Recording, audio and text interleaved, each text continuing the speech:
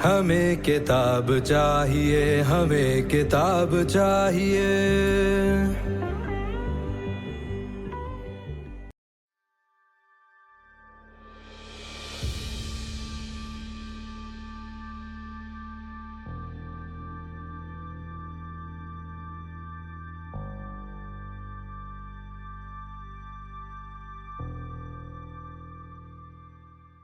अस्सलामुअलैकुम। आज हम मौजूद हैं पाकिस्तान लर्निंग फेस्टिवल में, जो कि ITA के इश्तराक से आपको नेशनल हिस्ट्री म्यूज़ियम का विज़िट करवा रहा है।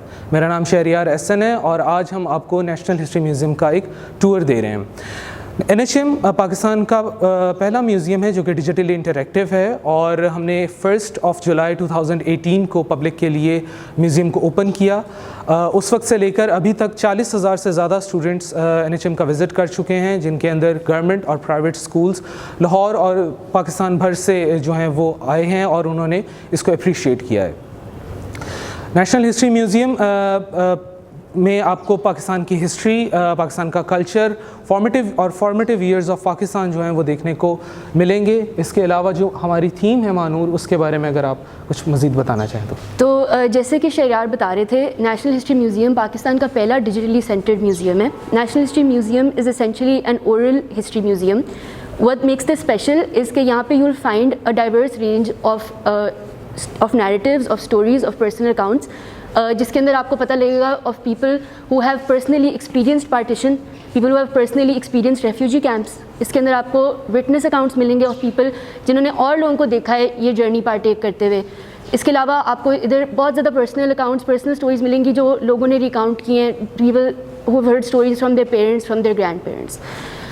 सो in addition to all of our exhibits, जिसके अंदर आपको इन्फॉर्मेशन मिलेगी about the Pakistan movement, about independence and about the formative years of Pakistan, and all of these exhibits also have a wide range of visual aids, hearing aids, and they make for a very immersive experience.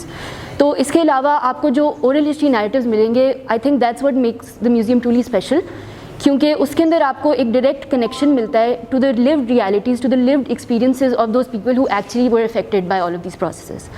So without further ado, we're going to begin with the tour. Our first section is the grandma section, and the first guide will introduce herself to you and she will take you through the first few sections. Let's go.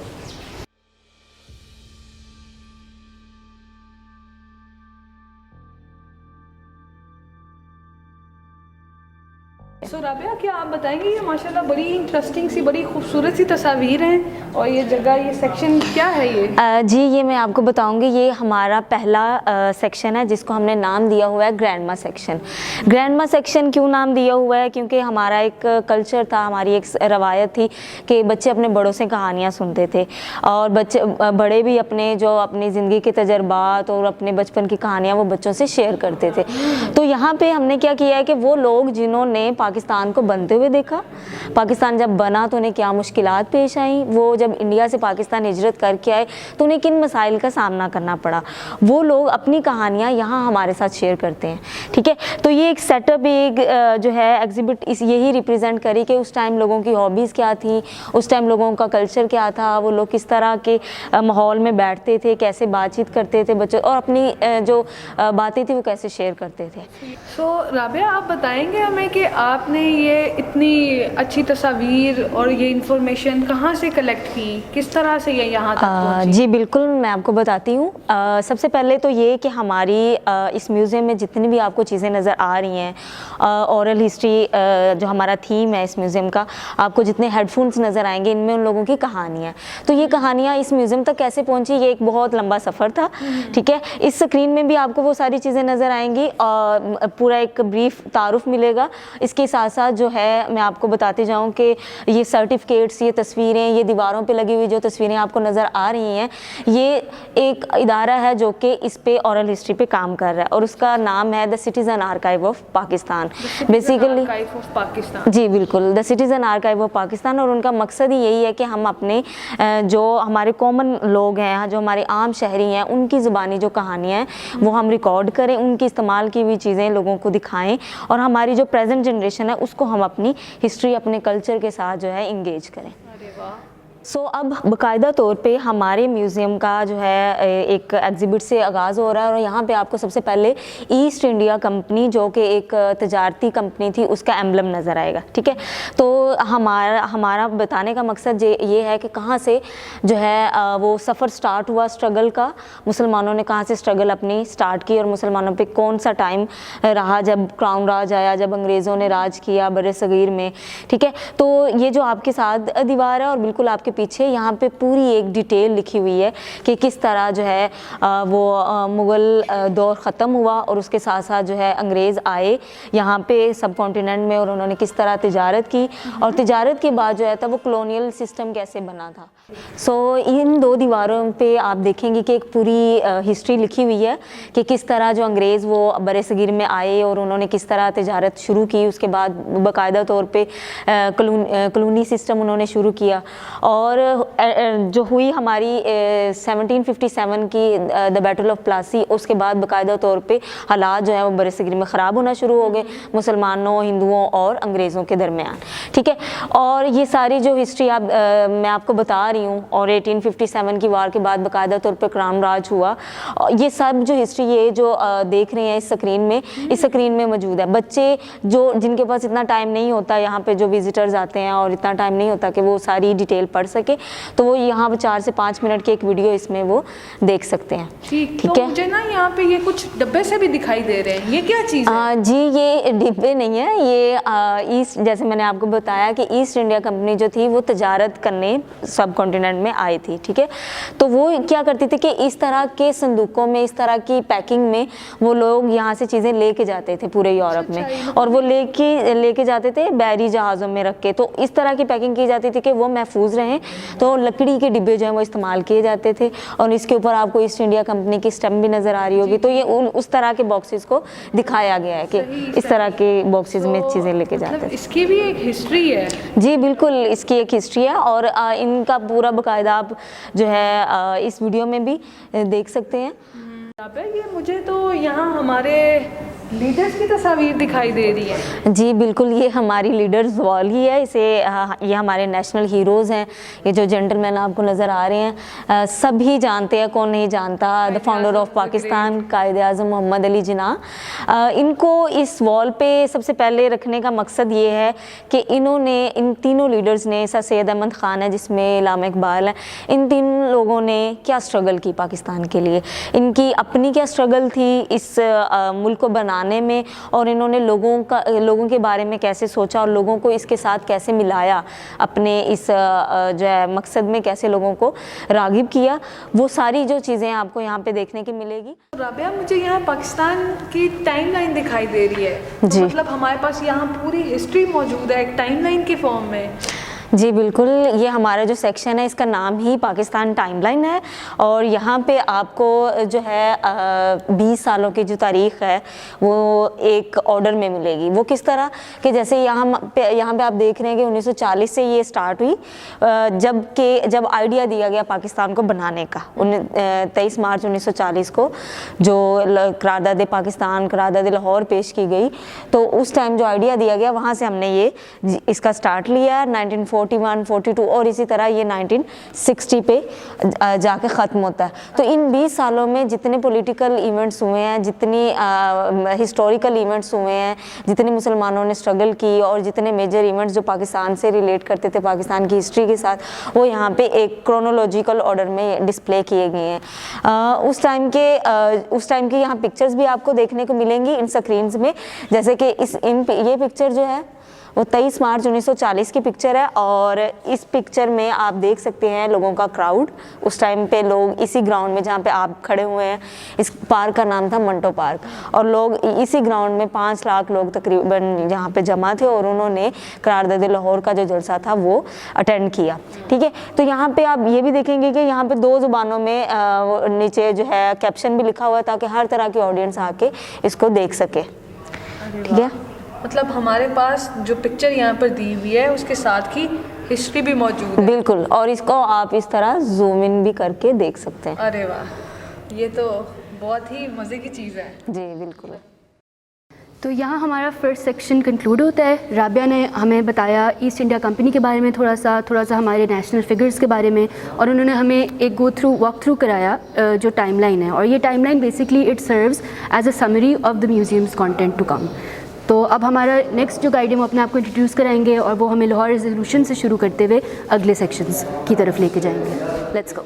सो फिर उमर तुफ़ैल साहब, आप हमें करारदाद पाकिस्तान के ये जो section है इसके बारे में कुछ तफसीलन चीज़ें बताइए। जी ठीक हो गया। ये हमारा लाहौर रेजोल्यूशन का सेक्शन है। तो इसमें बेसिक ये बताया जा रहा है कि जो 23 मार्च 1940 में एक जलसा मुनक़िद किया गया था इस पार्क के अंदर, जब इस पार्क का नाम था मिंटो पार्क।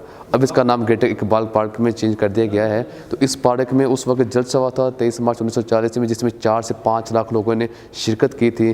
तो उस वक्त हालात भी काफ़ी ख़राब थे, तो लोग फिर भी जलसे के अंदर शिरकत लोगों ने की।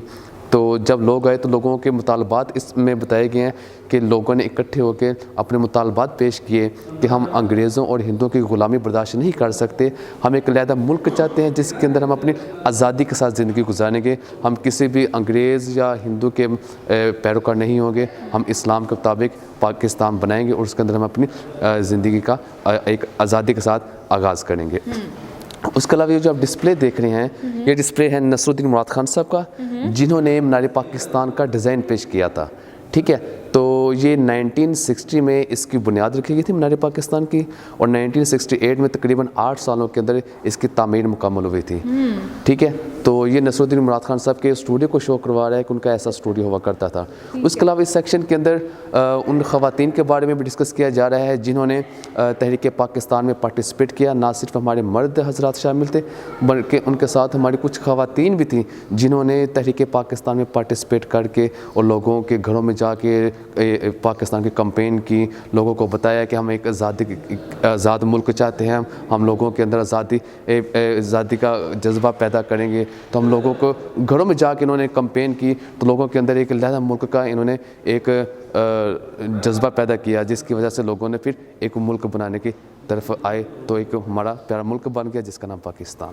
उमर साहब, आप बताएंगे, मुझे अपने इर्द गिर्द बहुत सी यूनिक सी चीज़ें दिखाई दे रही हैं, और आप मुझे बता सकते हैं हम किस सेक्शन में मौजूद हैं इस वक्त, इसको थोड़ा सा एक्सप्लेन कीजिए। जी मैं आपको बताता हूँ। ये हमारा सेक्शन है गांधी जना मुज़ाकरात का।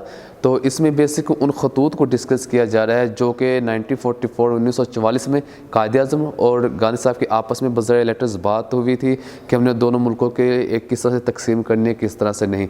ठीक है, तो इस सेक्शन में उन गांधी जना मुज़ाकरात को डिस्कस किया जा रहा है जो कि किसी ख़ास मकाम पर नहीं पहुँचे थे, जो कि 10 सितंबर 1944 में स्टार्ट हुए थे और 26 सितंबर तक चले। तो ये तकरीबन 21 लेटर्स थे। 21 लेटर के ज़रिए इनकी बात हुई जो कि किसी ख़ास मुकाम पर नहीं पहुंची थी। तो ये बिना किसी नतीजे के ये बात इनकी गुफ्तगू ख़त्म हो गई थी। तो इसके अलावा इधर इस सेक्शन में 3 जून प्लान को डिस्कस किया जा रहा है कि 3 जून प्लान के लिहाज से कि इंडिया से पाकिस्तान अब अलग होने को जा रहा था, पाकिस्तान बनने को जा रहा था। तो अब हिंदुस्तान से पाकिस्तान का हिस्सा अलग होना था, तो उस हिस्से को अलग करने के लिए एक 3 जून प्लान तैयार किया गया, जिसकी वजह से बाउंड्री लाइन्स वगैरह बनाई गई। तो वो 3 जून प्लान को इधर डिस्कस किया जा रहा है। उसके बाद फिर हमारे पास एक सब कॉन्टिनेंट का मैप है, तो उसमें प्रॉपर बाउंड्री लाइन दिखाते हैं कि पाकिस्तान की बाउंड्री लाइन कौन सी है और इंडिया की कौन सी है। ठीक है, तो ये स्क्रीन टेबल पे जो है ये क्या चीज़ है? जी, ये जो आप स्क्रीन टेबल देख रहे हैं, इसमें जो मैंने आपको पहले बताया कि जो गांधी जना मुज़ाकरात हुए थे 1944 में, उन लेटर्स को इधर हमने डिजिटलाइज किया हुआ है। आप उनको क्लिक डिजिटली डिस्प्ले किया हुआ है। जी उनको किया हुआ है।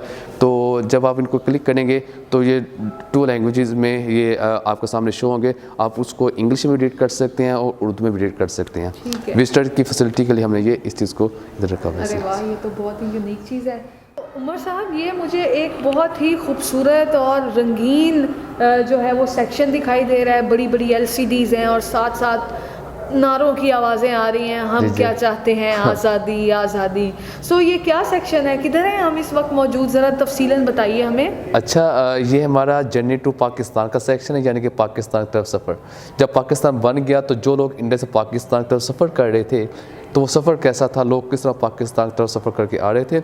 इन वॉल्स के ऊपर जितने भी आप पिक्चर्स देख रहे हैं ना, इन पिक्चर्स के ज़रिए आप आइडिया कर सकते हैं कि आने वाले महाजिरीन जो लोग इंडिया से पाकिस्तान की तरफ आ रहे थे तो उनका सफ़र कैसा था।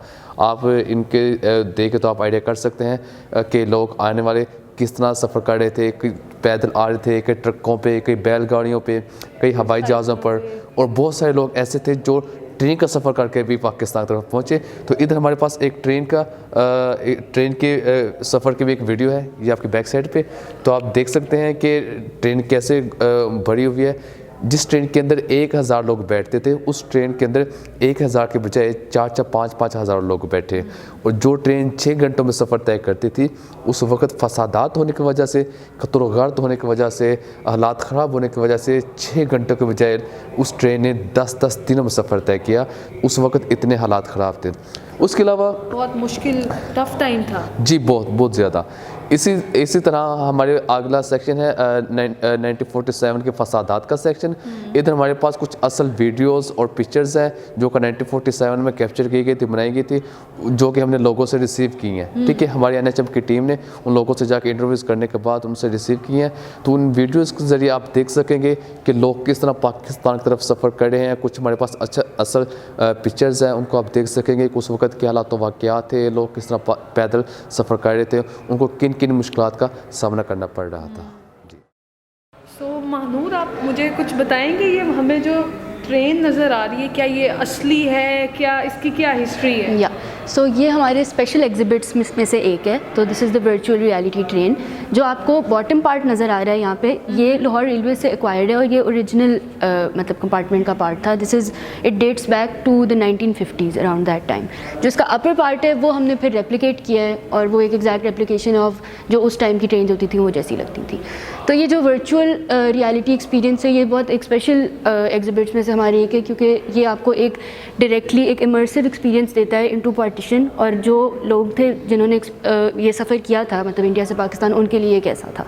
अच्छा। तो इसके अंदर एक बेसिकली सारा आपको मैं अंदर जाके भी दिखाऊंगी भी, इसका हमारा LCD स्क्रीन्स होती हैं, सारा गियर होता है जो VR गियर होता है, और वो सारा आपको बेसिकली शो करता है वो प्रिसाइज जर्नी, एक फैमिली की जो जर्नी होती है फ्रॉम इंडिया टू पाकिस्तान। सो मतलब आप ये कहना चाह रहे हैं कि हमारे जो विज़िटर्स यहाँ आते हैं वो उस वक्त की ट्रेन में क्या सफ़र था, लोगों ने क्या कुछ एक्सपीरियंस किया, ठीक है, उसकी एक वीडियो देखते हैं अंदर बैठ के वर्चुअल रियलिटी के थ्रू, और उसका एक एक्सपीरियंस लेते हैं। बिल्कुल। और ये एक ऐसा एक्सपीरियंस है जो सारी सेंसेस को एक साथ इंगेज कर रहा है, कि आपको आवाज़ें भी आ रही हैं, आपको नज़र भी आ रहा है, आपको एक वो फील हो रही है, मतलब यू फील लाइक आप लिटरली प्लेस्ड हो उस मोमेंट के अंदर। तो उस सेंस में ये बहुत highly learning, I think learning wise ये बहुत ज़्यादा एक अच्छा एक्सपीरियंस है। तो ये तो बड़ी एक यूनिक सी चीज़ है। Exactly. तो क्या हम इस ट्रेन को अंदर से देख सकते हैं? आइए चलते हैं। आ जाए। इस वक्त हम ये हीरोज़ गैलरी में मौजूद हैं, तो इसके बारे में कुछ तफसीलन बताएं, क्योंकि यहाँ मुझे बहुत ही खूबसूरत हमारे हीरोज़ की तस्वीर भी दिखाई दे रही हैं, कुछ मुजस्समे भी हैं। तो ये इसके पीछे की कोई हिस्ट्री, क्या सारा नज़रिया है, वो बयान कीजिए ज़रा। अच्छा, ये हमारा हीरो गैलरीज़ का बहुत ही प्यारा ये हमारा सेक्शन है। इसमें बेसिक उन कैरेक्टर्स को, उन हीरोज़ को डिस्कस किया जा रहा है। उनकी पिक्चर्स भी आप देख सकते हैं दाएं में लगी हुई हैं, जिन्होंने तहरीक पाकिस्तान में पार्टिसिपेट किया था, और मुस्लिम लीग के रहनुमा भी थे, जिन्होंने पाकिस्तान बनाने में बहुत अहम किरदार अदा किया। कायद-ए-आज़म मोहम्मद अली जिन्नाह साहब और जितने भी हमारे अजीम लीडर्स थे, उनका साथ दिया और पाकिस्तान को एक पाए तकमील तक पहुँचाया। ठीक है, तो इस सेक्शन में हम उन तमाम हीरोज़ का बारे में हमें इंफॉर्मेशन मिलती है। कुछ हमने लोगों की इधर डिटेल भी रखी हुई है, जो कि आप कियोस्क के अंदर देख सकते हैं। और उसके अलावा ये मुजस्समे आप देख रहे हैं, इन मुजस्समों के अंदर हमने इन तमाम करैक्टर्स जितने भी पर्सनैलिटीज़ हैं, उनके जो मेजर जो पर्सनैलिटीज़ हैं, उन 4 लोगों के इधर हमने डिस्कस किया है। जिसमें सबसे पहले आते हैं कायद-ए-आज़म मोहम्मद अली जिन्नाह साहब का इधर मुजस्समा लगा हुआ है। उसके बाद ये मादर मिल्लत फ़ातिमा जिन्नाह आ जाती हैं। इसके अलावा लियाकत अली ख़ान साहब, ठीक है, उसके अलावा अल्लामा मोहम्मद इकबाल साहब। ये 4 मेजर पर्सनैलिटीज़ हैं जिन्होंने पाकिस्तान और मुसलमानों के लिए बहुत दिन रात काम किया, मेहनत की। तो इनके अंदर हमने मुजस्समे बना कर रखे हैं। इसके अलावा ये जो पिक्चर्स देख रहे हैं, इन पिक्चर्स में सैयद अताउल्लाह शाह बुखारी, बेगम राना लियाकत अली ख़ान साहब, उसके अलावा मियाँ फ़ज़ल हुसैन शाह साहब, इसके अलावा मुख्तलिफ यानी करैक्टर्स हैं जिन्होंने तहरीक पाकिस्तान में पार्टिसिपेट किया था और पाकिस्तान बनाने में बहुत अहम किरदार अदा किया और हमें एक प्यारा मुल्क बना कर दिया जिसका नाम है पाकिस्तान। उमर साहब थैंक यू। मुझे यूँ लग रहा है कि जैसे हमारे ये जो चारों लीडर्स के माशाल्लाह जो मेन लीडर्स हैं हमारे, उनके मुजस्समे और उनकी टीम जो है वो पूरी की पूरी, जो कि मतलब जिन्होंने पूरे मुकम्मल पार्टिसिपेट किया था कि किस तरह ए से लेके जेड तक इस सफ़र को जो है उन्होंने कंप्लीट किया। तो साथ में आपने बताया कि हमारे पास यहाँ पर इनके बारे में डिटेल्ड इंफॉर्मेशन जो है वो भी LCD पे मौजूद है, जिसको स्टूडेंट्स या लोग विज़िटर्स जो आते हैं उसको क्लिक करके हर लीडर की तस्वीर के साथ उसकी इंफॉर्मेशन, उसका क्या रोल प्ले वहाँ पर रहा है, उसके बारे में काफ़ी डिटेल इंफॉर्मेशन है, मैंने देखी है, मुझे बहुत अच्छी लगी है। और यूँ लग रहा है कि जैसे ये लर्निंग के एतबार से ना बहुत बहुत बहुत बहुत खूबसूरत है, क्योंकि यहाँ पर मुझे पर्सनली खुद फील हो रहा है कि जैसे हम पाकिस्तान स्टडीज़ को किताब को छोड़ के जो है हमारी हिस्ट्री की किताब को छोड़ के अगर इस म्यूज़ियम का विज़िट करें तो हम एक एक चीज़ के बारे में बड़ा डिटेल्ड इन्फॉर्मेशन, बहुत ज़्यादा इंफॉर्मेटिव है हमारे लिए, बड़ा इंटरेक्टिव वे में हमें सब चीज़ें मिल रही हैं। तो मेरे ख्याल से यहाँ का विज़िट जो है वो तो बहुत बहुत बहुत ज़रूरी है। क्योंकि इसकी बड़ी वजह यही है कि हमारी लर्निंग यहाँ पे इंटरेक्टिव वे में जो है वो बड़ी इन्हेंस हो रही है।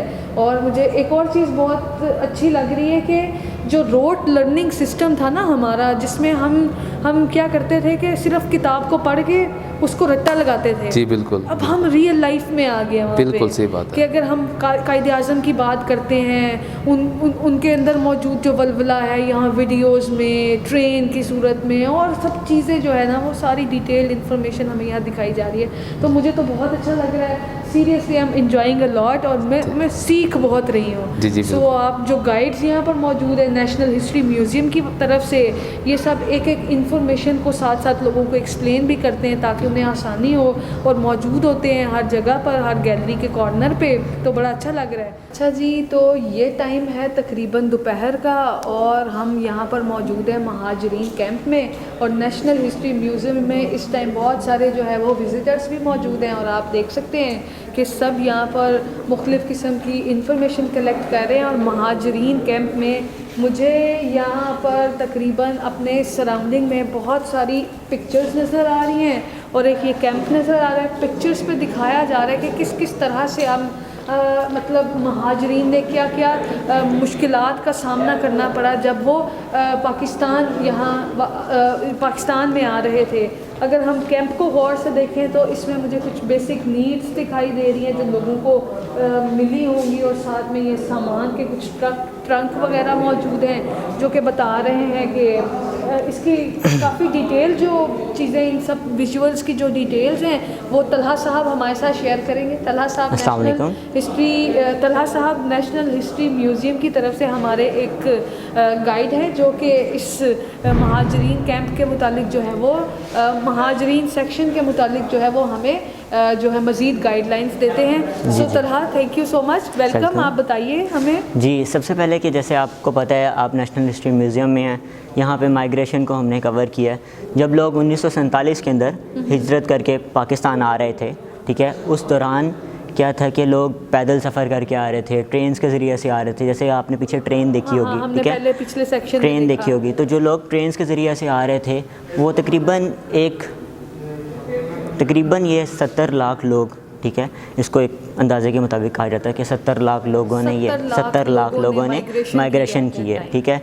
तो जब वो लोग यहाँ आ रहे थे, उन लोगों के पास शायद हिंदुस्तान में बहुत अच्छा घर होगा। जब वो यहाँ आए, उन लोगों के पास रहने के लिए कोई जगह नहीं थी, बिल्कुल भी रहने के लिए जगह नहीं थी। तो सबसे बड़ा मसला अपने बसे छोड़कर यहाँ पाकिस्तान जो है वो आ चुके थे और उनके पास बुनियादी सहूलियात मौजूद नहीं थी। जी तलहा साहब, अब आप बताइए कि हम इस नेशनल हिस्ट्री म्यूज़ियम के किस सेक्शन में मौजूद हैं, और साथ ही साथ यहाँ पर मौजूद यूनिक चीज़ें मुझे दिखाई दे रही हैं। ये टेलीफोन है और ये इलेक्ट्रॉनिक मशीन पीछे पड़ी है और LCDs हैं, इनके बारे में ज़रा तफसीलन बताइए हमें। जी, आप इस टाइम पे नेशनल हिस्ट्री म्यूज़ियम के सेक्शन में खड़े हैं जिसे कि हम कहते हैं गवर्नमेंट ऑफ पाकिस्तान, ठीक है। सबसे पहले यहाँ पे हम शुरू करते हैं, सामने कुछ हमारी पहली काबीना के बारे में बताया गया है जो 15 अगस्त 1947 को बनी। ये 7 लोगों पर मुश्तमिल हमारे प्राइम मिनिस्टर लियाकत अली ख़ान और उनके कैबिनेट मिनिस्टर्स, जो कि ये 7 लोगों पर, क्योंकि हमारे पास इतने काबिल लोग मौजूद नहीं थे, तो इन 7 लोगों ने हमारी हुकूमत को आगे लेकर चले गए। और दिसंबर तक हमारे 2 और लोग शामिल हुए, जो कि कायदे-ए-आज़म ने शामिल किया। 9 लोगों की पूरी काबीना थी जो कि 1947 के अंदर मौजूद थी, ठीक है। और आप जैसे कि मुझसे पूछ रही हैं कि यहाँ पे एक टेलीफ़ोन है, ये असल में बेसिकली बना, इसके दिखाने का मकसद ये है कि बच्चों को पुरानी चीज़ों के साथ इंटरेक्ट करना सिखाया जाए। कि हम लोग अब सेलफ़ोन, स्मार्टफोन्स यूज़ करते हैं, बच्चों को बताया जाए कि यहाँ पे जो पहले टाइम्स में लोग किस तरह से लोग फ़ोन कॉल करते थे। तो ये एक बहुत अच्छा है, पाकिस्तान में जो रियल चीज़ थी उसके साथ एक छोटा सा कनेक्शन जो है, ये बहुत एक स्वीट सी एक चीज़ है। और साथ ही साथ हमें ये जो दिखाई दे रही है एक डिस्प्ले मशीन है जिस पे LCD है, ये क्या चीज़ है? ये कियोस्क है जिसके अंदर हमने कॉइन्स, जो कि ब्रिटिश दौर के भी हैं, इसके अलावा जो कि क्योंकि हमारे पास 1948 के अंदर स्टेट बैंक बना, अच्छा। उस टाइम तक हमारी करेंसी जो है पुरानी करेंसी यूज़ होती रही है। यहाँ पे आप बहुत तमाम कॉइन्स दे सकते हैं, जैसे कि आपने खुद भी यूज़ किया होगा आधा आना, ठीक है, पैसा यूज़ किया हुआ है। इसके अलावा ये 1947 के अंदर 1 पैसा, अच्छा, ठीक है, यूज़ होता है। मेरे पेरेंट्स ने यूज़ किए हुए हैं, मेरे अब्बाजान बहुत बताते हैं आने और इस तरह की बातों के बारे में। लेकिन जो मैंने अपने बचपन में यूज़ किया था, जो कॉइन्स, पाकिस्तान की जो करेंसी थी, उसमें कॉइन्स में 5 पैसा एक हुआ करता था, एक 10 पैसा याद है मुझे, और साथ में वो 25 पैसे वाली जिसको हम कभी चवन्नी भी बोलते थे, और फिर 50 पैसे वाली जिसको अठन्नी कहा जाता था। और इसके अलावा फिर नोट्स आना शुरू हो गए, मतलब 1 रुपये का और 2 रुपये का। तो ये एक बड़ी अच्छी कलेक्शन है अगर देखा जाए इसको तो। आप यूज़ कर सकते हैं। इसकी डिटेल्स यहाँ पे मौजूद हैं, आप इसको देख सकते हैं कि इसका मटेरियल कैसा है, किस चीज़ का बना हुआ है ये, और ये किस टाइम का है। यानी ये जो कॉइन है उसकी पूरी डिटेल भी यहाँ पे वो हमारे बच्चों को जो है इस टाइम जो है वो ये तमाम इंफॉर्मेशन विजुअल भी और साथ में इसकी जो रिटन इंफॉर्मेशन है वो भी दिखाई दे रही है कि ये क्या चीज़ है, उसका वज़न कितना था, किस मटेरियल से बना है, किस साल बनाया गया था, इसकी शेप क्या थी, और इसकी मज़ीद जो डिस्क्रिप्शन साथ साथ दी है। तो मैं आपसे रिक्वेस्ट करूँगी कि आप अपने बच्चों को ये एक्सपोजर ज़रूर दें ताकि जो है वो मज़ीद सीख सकें हमारी करेंसी के बारे में, हमारे पास्ट के बारे में, पाकिस्तान की ओरिजिनलिटी के बारे में। सो मेरे ख्याल से तलहा आगे बढ़ते हैं। जी। सो अस्मा, अगर मैं अपने इर्द गिर्द देखूँ तो मुझे बहुत सारी फिल्मी शख्सियात की, मौसीकारों की तस्वीर दिखाई दे रही हैं। तो आप ज़रा बताइए मुझे कि ये सब क्या है, मतलब क्या चीज़ यहाँ हम किस सेक्शन में है, क्या बताना चाह रहे हैं? जी, मैं आपको बताती हूँ कि ये जो सेक्शन है ये हमारा पॉपुलर कल्चर का है। इसमें हम डिस्कस करते हैं फ़िल्म्स को, म्यूज़िक कल्चर्स को, पॉपुलर प्लेबैक सिंगर्स को, गज़ल सिंगर्स को। और इसको मैं अगर आपको बताऊं तो तकसीम के बाद जब हमारी फ़िल्म इंडस्ट्री का आगाज़ हुआ था तो माइग्रेशन में बहुत से एक्टर एंड एक्ट्रेसेस जो हैं वो इंडिया चले गए थे, जिससे जो है इंडस्ट्री को बहुत ज़्यादा लॉस हुआ था। अच्छा, ये किस टाइम की बात है? जब मतलब पार्टीशन हुई थी। पार्टीशन हुई थी और फिल्म इंडस्ट्री का आगाज़ कोई? जी बिल्कुल, जैसे कि तकसीम से पहले भी फिल्म इंडस्ट्री थी लेकिन लाहौर उसका मेन मरकज़ था। तो जब माइग्रेशन हुई थी तो फिर इंडस्ट्री को बहुत ज़्यादा लॉस हो गया था, क्योंकि जो बहुत से एक्टर एंड एक्ट्रेसेस हैं वो इंडिया चले गए थे और नूरजहान और उनके हस्बैंड जो हैं वो माइग्रेशन होकर इधर आए थे पाकिस्तान की तरफ। तो फिर उन्होंने फिल्म इंडस्ट्री का दोबारा से जब आगाज़ किया तो उस वक्त ज़ाहिर सी बात है बहुत से कम रिसोर्सेज थे, लेकिन उन्होंने बहुत अपनी मेहनत के साथ जो है उसको बहुत ज़्यादा तरक्की पे पहुंचाया। जैसे कि आप वो सेक्शन देखें तो वो गोल्डन एरा कहलाया जाता है, क्योंकि उसमें एक साल में जो है वो 100 से ज़्यादा फिल्म्स जो हैं वो प्रोड्यूस हुई थी। जैसे कि उनमें जो फेमस फिल्म्स है अरमान है, शहीद है और आईना है, उसमें आप वीडियो को प्ले भी कर सकते हैं, उसमें आप मूवी के क्लिप्स देख सकते हैं और सुन भी सकते हैं। सेम इसी तरह अगर मैं आपको ये चीज़ दिखाऊँ तो ये हमारी हिस्टोरिकल पिक्चर्स हैं मैडम नूरजहान की, जो कि इसका नाम है फिल्म निगार अवार्ड, जो कि स्टार्ट हुआ था 1958 में। तो ये आप इनकी हिस्टोरिकल पिक्चर यहाँ पे भी देख सकते हैं। तो ये इसको आप बिल्कुल इसको डिफरेंट करें तो बिल्कुल ऐसी है यहाँ जी। फिल्म इसका नाम है फिल्म निगार अवार्ड। ठीक है, फिल्म निगार अवार्ड जिसको मिला जी बिल्कुल। ये 1958 में स्टार्ट हुआ था। अच्छा। 2008 में जो है ये डिसकंटिन्यू हो गया था। ठीक हो गया से ये हमारे जो हैं पॉपुलर प्लेबैक सिंगर्स हैं, इनको अगर आप खोलें तो आप इनकी डिटेल भी पढ़ सकते हैं। अगर आप जब इसको प्ले करेंगे तो इसमें जो है वो इनकी जो है आप इनके गाने जो है वो सुन भी सकते हैं। ठीक है, जैसे कि अहमद रुश्दी हैं और इनका जो फेमस है कोको कोरिना जो सॉन्ग है ये वो है, और आप इनको सुन भी सकते हैं, देख भी मतलब जो सकते हैं। हमारे मशहूर गाने बिल्कुल जी रहे ऐसे ही है, हैं, जो मशहूर बिल्कुल फिल्में रही हैं, उनके जो क्लिप्स हमें बिल्कुल यहाँ यहाँ पे मिलेंगे, बिल्कुल आप सुन भी सकते हैं, उनकी डिटेल भी लिखी हुई है, आप वो भी देख सकते हैं। तो ये उस वक्त इनको बहुत ज़्यादा शोहरत हासिल थी, जो कि स्टिल अभी तक इनके नाम बहुत फेमस है। जैसे आपने नूरजहान का नाम सुना होगा, अमानत अली का, मेहंदी हसन का, अहमद रुश्दी का, रूना लैला, तो आप इन सब ये तो अभी तक बिल्कुल जो फेमस हैं, बिल्कुल ऐसे फेमस ही है है। और मेरे ख्याल से बहुत लंबे अरसे तक ये फेमस रहेंगे क्योंकि इन्होंने काम बहुत ज़्यादा किया, बिल्कुल ऐसे ही है। चलिए आगे बढ़ते हैं हम। हमारा जो सेक्शन है इसमें आप देख सकते हैं फेमस गज़ल सिंगर्स हैं। तो इसमें जब आपको मैं मोस्ट इंटरेस्टिंग थिंग बताऊं तो जब आप इस बॉक्स को ओपन करेंगी तो आप इनकी डिटेल भी देख सकती हैं और उनकी ब्यूटीफुल वॉइस में इनकी जो गज़ल्स हैं वो भी आप सुन सकते हैं। जैसे मैं यहाँ देख रही हूँ इकबाल बानो, जी बिल्कुल, पुखराज है, ज़ुबैदा खानम है, रेशमा है और फरीदा खानम जी बिल्कुल चीज़ हैं, बिल्कुल ऐसी। तो मेरा बहुत दिल चाह रहा है, रेशमा जी मेरी बहुत फेवरेट है, जब आप इसको तो मैं चाह रही हूँ कि इसको ओपन इनकी डिटेल बिल्कुल, अब इनकी आप गज़ल भी सुन सकते हैं। मतलब ये बहुत यूनिकली डिज़ाइन किया गया है कि आप अब ये तो देखिए गज़ल इसकी जो है वो आप सुन सकते हैं। थोड़ा सा सुन ले।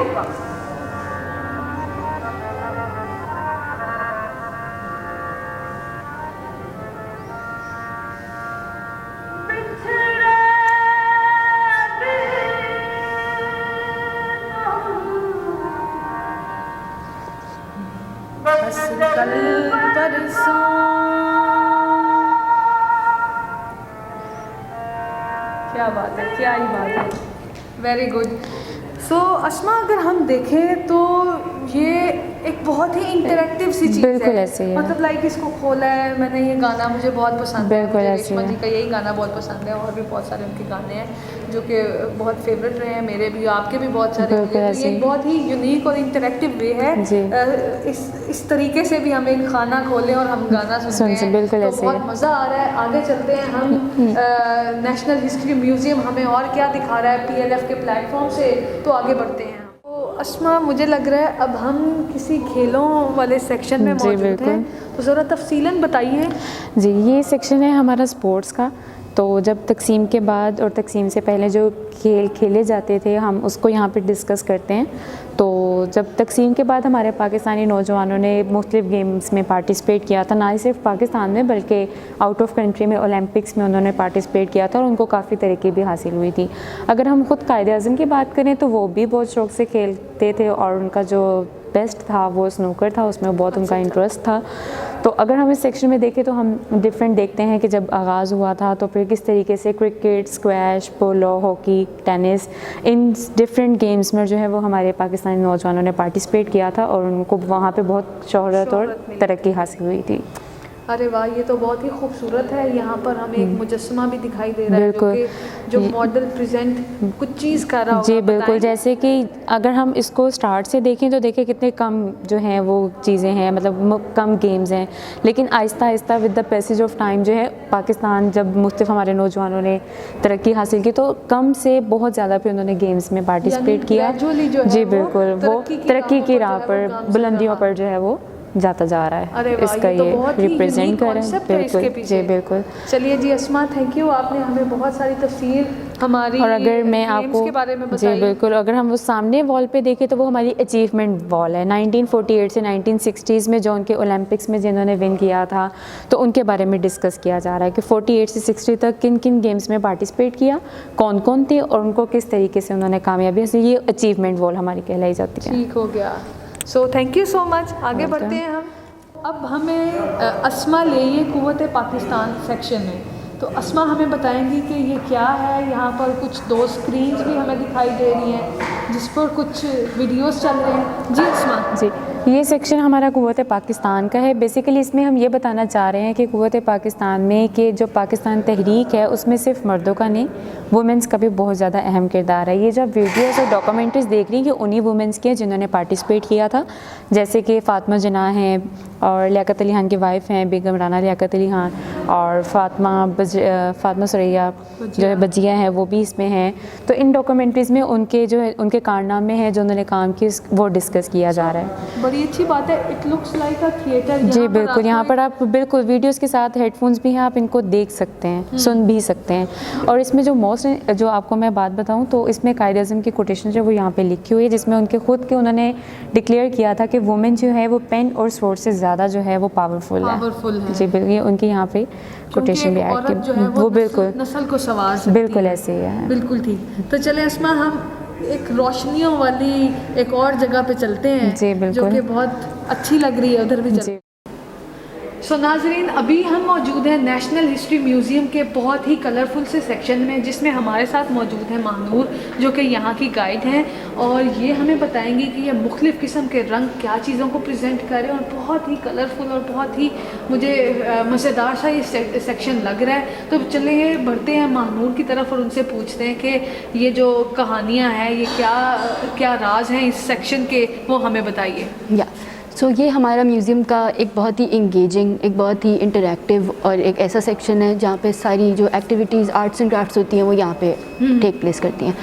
तो शुरू होता है ये एक्सप्लोर वाले एरिया से, जहाँ पे बेसिकली रेप्लिकाज हैं 2 टाइप्स ऑफ ट्रेन्स के। तो जो पहली ट्रेन है वो फ्रेट ट्रेन कहलाती है, और ये ट्रेन बेसिकली कार्गो और गुड्स को कैरी करने के लिए यूज़ होती है।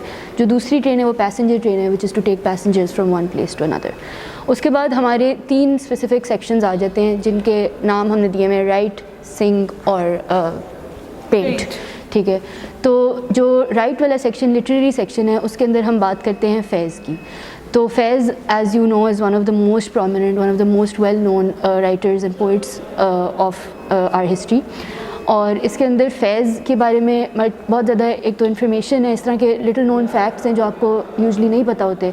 और एक हमारी जो ये स्पेशल वॉल है जिसके अंदर डिफरेंट बॉक्सेस हैं, उनको आप जब खोलते हो तो हर बॉक्स के पीछे एक ऐसा वर्ड होता है जो कि एक बेसिकली थीम रिप्रेजेंट कर रहा होता है इन वन ऑफ फैज़ेस पोएम्स। मतलब activity based learning, activity based, exactly, एक इंटरैक्टिव और एक्टिविटी बेस्ड लर्निंग है। ठीक है, उसके बाद हम मूव ऑन करते हैं तो हमारा अगला सेक्शन जो आ जाता है वो नूरजहाँ के बारे में।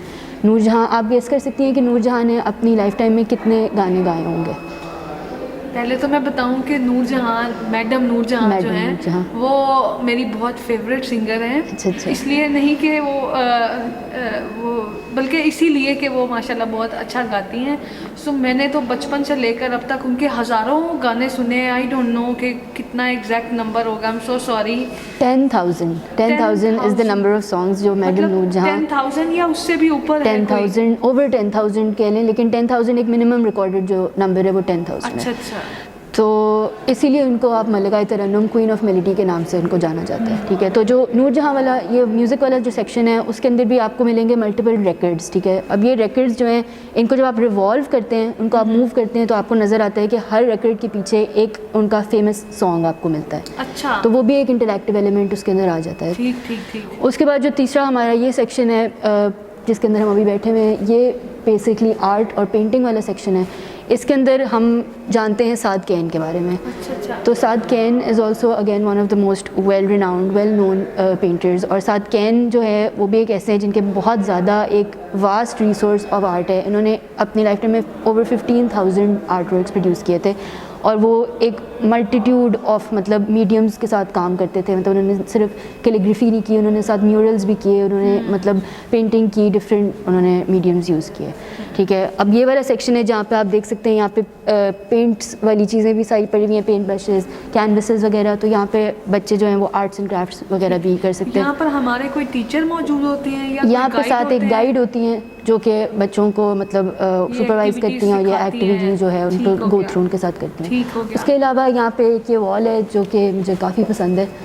Basically these are some quotes by some very strong women, और ये उनके कोट्स हैं about how they got through some really difficult things in their lives, और मतलब एक motivational inspirational kind of messages हैं फ्रॉम स्ट्रॉन्ग वुमेन। हम देख सकते हैं कोई ये उठाना होगा? जी उठाएं। ओके जी, it's a message from Malala Yousafzai and message is one child, one teacher, one book, one pen can change the world. बिल्कुल, सो नाइस मैसेज।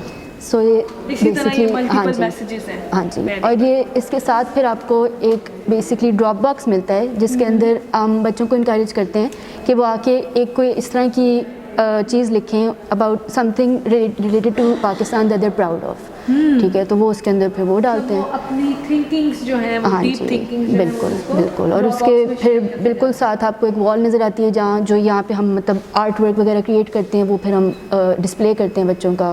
और उसके अंदर आपको बहुत एक मल्टीट्यूड ऑफ मतलब मिलते हैं लोगों की जो थॉट्स होती हैं, बच्चों की जो मतलब things that make them proud, things that they love about their country, things that they love about being a Pakistani, वो आपको यहाँ पे सारी चीज़ें वॉल पे दैट्स मिलती हैं। Interesting. Yeah. So let's see these Yeah. Things as well. Okay, let's go. तो ये हमारा कंक्लूडिंग सेक्शन है म्यूज़ियम का, which is the discover section. और ये बेसिकली हमें दिखाता है पाकिस्तान फ्लैग, बट इसके पीछे एक हिडन मैसेज है which basically shows us our heritage और हमारी जो मल्टीपल प्रोविंसेस, जो मल्टीपल कल्चर्स और सब कल्चर्स हैं हमारे मुल्क के, उसकी बेसिकली आपको डिफरेंट सिंबल्स नज़र आएंगे। तो इसके अंदर आपको नज़र आएंगे डिफरेंट बिल्डिंग मटेरियल्स, इसके अंदर आपको म्यूज़िक रिलेटेड चीज़ें नज़र आएंगी। और मैं आपको ये फ्लिप ओवर करके दिखाती हूँ।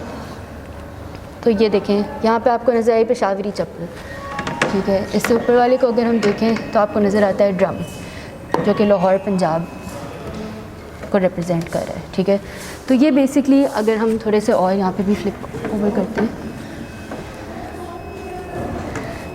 तो यू सी जो इसके पीछे मैसेज है वो यही है कि ये सारे मल्टीपल कल्चर्स हैं, ये सारे मल्टीपल वेज़ ऑफ लिविंग हैं, ways of expressing yourself through art, through music, जो कि कलेक्टिवली फिर पाकिस्तान का फ्लैग बनाते हैं और पाकिस्तान बनाते हैं। So thank you. नाज़रीन, अभी हम यहाँ पर नेशनल हिस्ट्री म्यूज़ियम में सोवेनियर एंड गिफ्ट शॉप पर मौजूद हैं और मुमताज़ हुसैन साहब हमारे साथ मौजूद हैं जो कि इस शॉप पे होते हैं और वो हमें बताएंगे कि इस शॉप की क्या खासियत है और क्या क्या तरीक़ाकार है और क्या क्या गिफ्ट हमारे लिए यहाँ पर मौजूद हैं। जी सोवेनियर एंड गिफ्ट शॉप पे आप यहाँ पे तारीख़ से रिलेटेड हमने काफ़ी चीज़ें लगाई हैं जिसमें बुक मार्क्स हैं, देख सकते हैं, पर्सनैलिटीज़ वाले हैं, कायद आज़म मोहम्मद अली जिन्ना, अल्लामा इकबाल, फ़ातिमा जिन्ना, सर सैयद अहमद ख़ान। उसके अलावा हमारे पास पोस्ट कार्ड्स हैं जिनमें विंटेज भी हैं और इलस्ट्रेटेड भी हैं। उसके अलावा हमारे पास मग्स हैं बड़े ज़बरदस्त तारीख़ से रिलेटेड, ये जैसे मेरे हाथ में एयरफोर्स का मग है। उसके बाद गर्ल्स गाइड वाला है, ये बड़े खूबसूरत हैं, बच्चे लेके जाते हैं, बहुत पसंद करते हैं। और पाकिस्तान जिंदाबाद वाला भी है। ठीक है, और इसके अलावा मेरे पास कोस्टर्स हैं बड़े अच्छे जो कि पुराने यादें ताज़ा करते हैं। बच्चे यहाँ से लेके जाते हैं, अपने दादा दादी या नानी को ऐसे गिफ्ट देते हैं तो वो बहुत खुश होते हैं। उसके अलावा मेरे पास नोटबुक्स हैं, ये हमारा कौमी खेल हॉकी, इसी तरह उसी की मुनासबत से हमने नोटबुक बनाई है।